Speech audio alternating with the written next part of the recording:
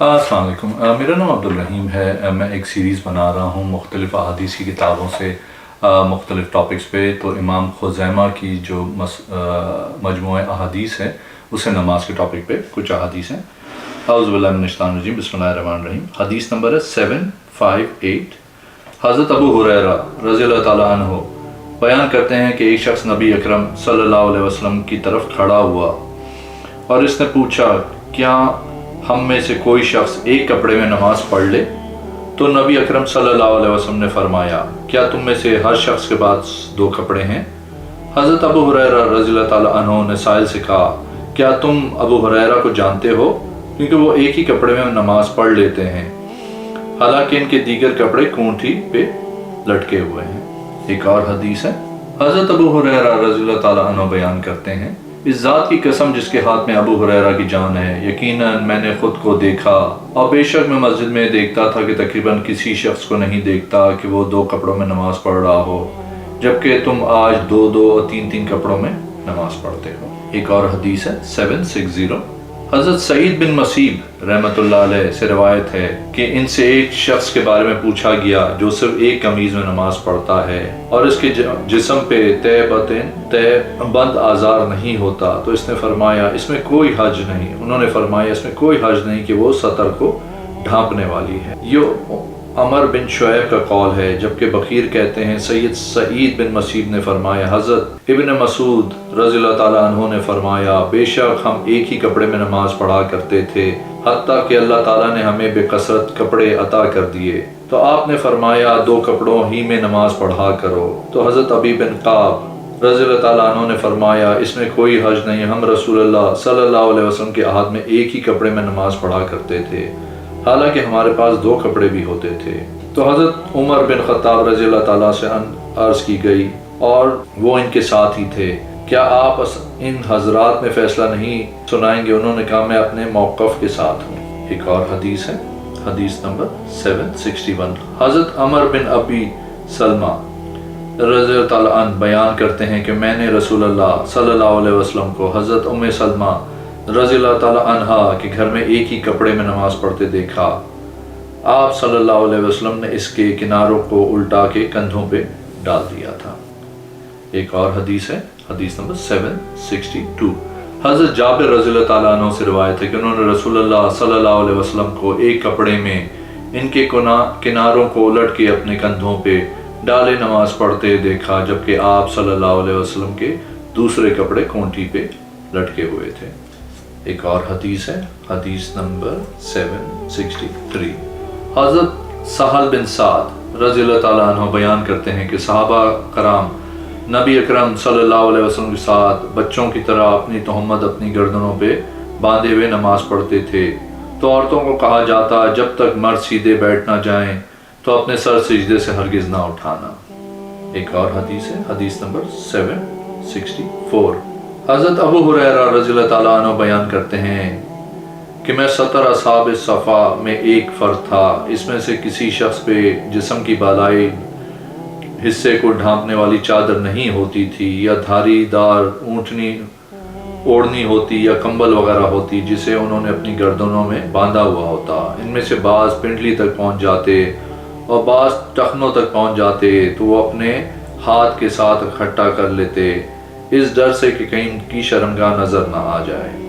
ایک اور حدیث ہے، حدیث نمبر 765، حضرت ابو ہریرہ رضی اللہ تعالیٰ عنہ سے روایت ہے کہ رسول اللہ صلی اللہ علیہ وسلم نے فرمایا، تم میں سے کوئی شخص اس حالت میں ایک ہی کپڑے میں ہرگز نماز نہ پڑھے کہ اس کا کوئی حصہ اس کے کندھے پہ نہ ہو۔ ایک اور حدیث ہے، حدیث نمبر 767، حضرت سعید بن الحارث رحمۃ اللہ علیہ سے روایت ہے کہ وہ ایک جماعت جن کے نام انہوں نے لیے تھے، حضرت جابر بن عبداللہ رضی اللہ تعالیٰ عنہ کی خدمت میں حاضر ہوئے۔ جب ہم ان کی خدمت میں پہنچے تو ہم نے انہیں ایک کپڑے میں لپٹے ہوئے جس کے کناروں کو انہوں نے الٹا کیا ہوا تھا نماز پڑھتے ہوئے پایا، جبکہ بالائی حصے پہ اوڑھنے والی چادر ان کے قریب ہی رکھی تھی۔ اگر آپ اسے پکڑنا چاہتے تو پکڑ سکتے تھے۔ کہتے ہیں پھر جب انہوں نے سلام پھیرا تو ہم نے ایک ہی کپڑے میں ان کی نماز کے پڑھنے کا سوال کیا، تو انہوں نے فرمایا، میں نے کام اس لیے کیا کہ جیسے تم جیسے نادان مجھے دیکھ لیں، تاکہ جابر رضی اللہ تعالیٰ عنہ سے ایک رخصت لوگوں میں پھیل جائے اور عام ہو جائے، اور جو رخصت رسول اللہ صلی اللہ علیہ وسلم نے دی تھی، بے شک میں نے رسول اللہ صلی اللہ علیہ وسلم کے کسی سفر میں آپ صلی اللہ علیہ وسلم کے ساتھ گیا، بس اب میں اپنے کسی کام کے لیے رات کے وقت آپ صلی اللہ علیہ وسلم کے پاس حاضر ہوا تو آپ صلی اللہ علیہ وسلم کو نماز پڑھتے دیکھا، جبکہ میرے اوپر ایک ہی کپڑا تھا جسے میں نے لپیٹا ہوا تھا، تو میں نے اب آپ کے پہلو میں نماز پڑھی۔ پھر جب آپ صلی اللہ علیہ وسلم نماز سے فارغ ہوئے تو فرمایا، جابر رات کے وقت کیسے آنا ہوا؟ تو میں نے آپ کو اپنی ضرورت و حاجت بتائی۔ پھر جب میں فارغ ہوا تو فرمایا، جابر یہ چادر کیسے لپٹی ہوئی ہے جسے میں نے دیکھا ہے؟ میں نے عرض کی، میں نے یہ اس لیے کیا ہے کیونکہ کپڑا ایک ہی تھا اور تنگ تھا۔ تو آپ صلی اللہ علیہ وسلم نے فرمایا، جب تم نماز پڑھو اور تمہارے جسم پر ایک ہی کپڑا ہو، اگر وہ کھلا اور وسیع ہو تو اسی کو لپیٹ لو، اگر وہ تنگ ہو تو اس کی تہمت بنا لو۔ ایک اور حدیث ہے، حدیث نمبر 768۔ حضرت میمونہ رضی اللہ تعالیٰ عنہا بیان کرتی ہیں کہ نبی کریم صلی اللہ علیہ وسلم نماز پڑھتے جبکہ میرے اوپر ایک اونی چادر ہوتی، اس کا کچھ حصہ میرے اوپر ہوتا اور کچھ حصہ آپ صلی اللہ علیہ وسلم پہ ہوتا، حالانکہ میں خائفہ ہوتی تھی۔ ایک اور حدیث ہے 769۔ حضرت ابن عمر رضی اللہ تعالیٰ عنہ بیان کرتے ہیں کہ رسول اللہ صلی اللہ علیہ وسلم نے فرمایا، جب تم میں سے کوئی ایک شخص ایک کپڑے میں نماز پڑھے تو اسے چاہیے کہ وہ اسے اپنے کمر پہ باندھ لے اور یہودیوں کے لپٹنے کی طرح مت لپٹا کرو۔ ایک اور حدیث ہے، حدیث نمبر 770۔ حضرت عمر بن ابی سلمہ رضی اللہ تعالیٰ عنہ بیان کرتے ہیں کہ رسول اللہ صلی اللہ علیہ وسلم نے حضرت ام سلمہ رضی اللہ تعالیٰ عنہ کے گھر میں ایک کپڑے میں لپٹ کے نماز پڑھی۔ ایک اور حدیث ہے، حدیث نمبر 771۔ حضرت عمر بن ابی سلمہ رضی اللہ تعالیٰ عنہ بیان کرتے ہیں کہ میں نے رسول اللہ صلی اللہ علیہ وسلم کا حضرت ام سلمہ رضی اللہ تعالیٰ عنہ کے گھر میں ایک کپڑے میں لپیٹے ہوئے ان کے دونوں کناروں کو اب دونوں کندھوں پہ ڈال کے نماز پڑھتے ہوئے دیکھا۔ ایک اور حدیث ہے 772۔ حضرت ابو ہریرہ رضی اللہ تعالیٰ عنہ سے روایت ہے کہ رسول اللہ صلی اللہ علیہ وسلم نے نماز میں کپڑا لٹکانے اور یہ کہ آدمی نماز میں اپنا منہ ڈھانپ لے سے منع کیا ہے۔ ایک اور حدیث ہے 773۔ حضرت عمر رضی اللہ تعالیٰ عنہ بیان کرتے ہیں کہ میں نے رسول اللہ صلی اللہ علیہ وسلم کو ایک ریشمی قبا میں نماز پڑھتے ہوئے دیکھا، پھر آپ نے اسے بلا تاخیر اتار دیا۔ ایک اور حدیث ہے، حدیث نمبر 775۔ حضرت عائشہ رضی اللہ تعالیٰ عنہ سے روایت ہے کہ رسول اللہ صلی اللہ علیہ وسلم نے فرمایا، اللہ تعالیٰ بالغ عورت کی نماز اوڑھنی کے بغیر قبول نہیں فرماتا۔ ایک اور حدیث ہے 776۔ حضرت معاویہ بن ابو سفیان رضی اللہ تعالیٰ عنہ بیان کرتے ہیں کہ میں نے حضرت ام حبیبہ رضی اللہ تعالیٰ عنہا سے پوچھا، کیا نبی اکرم صلی اللہ علیہ وسلم اس کپڑے میں نماز پڑھ لیتے تھے جس میں آپ نے ان سے صحبت کی ہو؟ انہوں نے جواب دیا، ہاں، جب آپ اس میں کوئی نجاست نہ دیکھتے تو نماز ادا کر لیتے تھے۔ ایک اور حدیث ہے، حدیث نمبر 777۔ حضرت سلمہ بن عقوع رضی اللہ تعالیٰ عنہ بیان کرتے ہیں کہ میں نے عرض کی، اے اللہ کے رسول صلی اللہ علیہ وسلم، میں شکار کے لیے نکلا ہوتا ہوں تو نماز کا وقت ہو جاتا ہے جبکہ میرے اوپر ایک قمیض ہی ہوتی ہے۔ آپ صلی اللہ علیہ وسلم نے فرمایا، اسے باندھ لیا کرو اگرچہ کانٹے کے ساتھ ہی باندھنا پڑے۔ ایک اور حدیث ہے 778۔ حضرت سلمہ بن عقوع رضی اللہ تعالیٰ عنہ بیان کرتے ہیں، میں نے نبی اکرم صلی اللہ علیہ وسلم سے سوال کیا، میں نے عرض کی، میں شکار کے لیے گیا ہوتا ہوں اور میرے اوپر صرف ایک قمیض یا ایک جبہ ہوتا ہے، کیا میں اسے باندھ لیا کروں؟ آپ صلی اللہ علیہ وسلم نے فرمایا، ہاں، اگرچہ کانٹے کے ساتھ ہی باندھ لو۔ ایک اور حدیث ہے، حدیث نمبر 782۔ حضرت ابن عباس رضی اللہ تعالیٰ عنہ بیان کرتے ہیں کہ رسول اللہ صلی اللہ علیہ وسلم نے فرمایا، مجھے 7 اعضاء پہ سجدہ کرنے کا حکم دیا گیا ہے اور یہ کہ میں اپنے بال اور کپڑے نہ سمیٹوں۔ ایک اور حدیث ہے، حدیث نمبر 783۔